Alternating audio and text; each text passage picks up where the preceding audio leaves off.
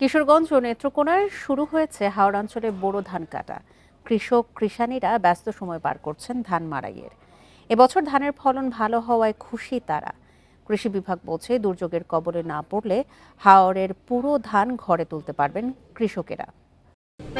Unlimited life চলুক গ্রামীণ ফোনের মান্থলি প্ল্যানে, এক প্ল্যানে 1 মাস। শিলাবৃষ্টি ও আগাম বন্যার শঙ্কায় ৮০% পাকলে কাটতে হবে ধান। কৃষি বিভাগের এমন পরামর্শে প্রখর রোদের তাপ উপেক্ষা করে বোরো ধান কাটায় ব্যস্ত কিশোরগঞ্জের হাওড় অঞ্চলের কৃষকেরা।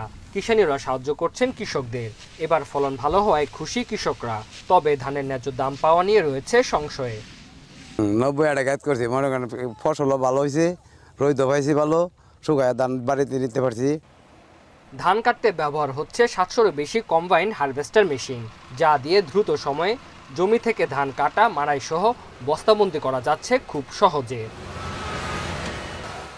চলতি বছর জেলায় ১,৬৭,১৫০ হেক্টর জমিতে বোরো ধানের আবাদ হয়েছে। এর মধ্যে শুধু হাওরে হয়েছে ১,০৪,০০০ হেক্টর জমিতে। আবহাওয়া ভালো থাকলে ১৫ দিনে হাওরের সব ধান কাটা শেষ হবে বলে জানিয়েছে কৃষি বিভাগ।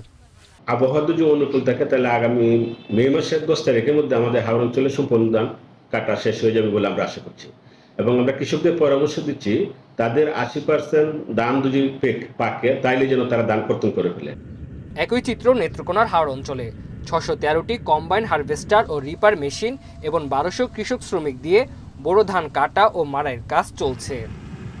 সকাল থেকে ধান সিদ্ধ দিতেছি, ধান রোদ দিতেছি, সকাল থেকে আমরা শুহাইতেছি। লারণ লাগতেছে, উড়ানি লাগতেছে, পরিশ্রম হইতেছে, নানা পরিশ্রমে কি হইব, ফসল তো আল্লাহ বালাই দিছে।